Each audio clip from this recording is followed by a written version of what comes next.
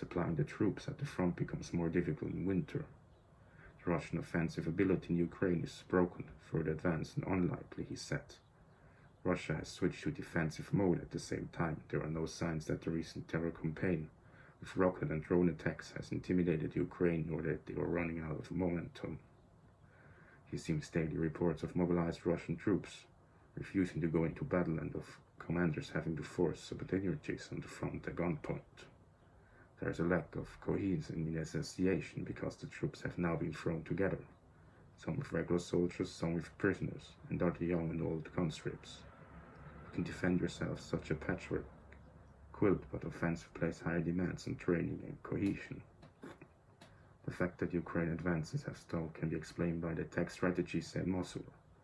The Ukrainians attacked first, where worn-out Russian troops had large areas to defend. The closer you get to more heavily defended Russian front sections, the slower the place to wear out the enemy, said Mosul. A success there is politically and militarily important because it would separate the Russian troops in the south and east and make new advances in the south impossible. In addition, the Russians were running out of precious weapons. They lack Western microelectronics for further production, which the government cannot produce on the black market in the necessary quantities, and at an affordable price. At the same time, Western arms supplies strengthened Ukraine.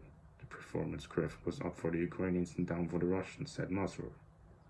He currently sees no basis for negotiations as long as Russia sticks to the goal of destroying Ukraine.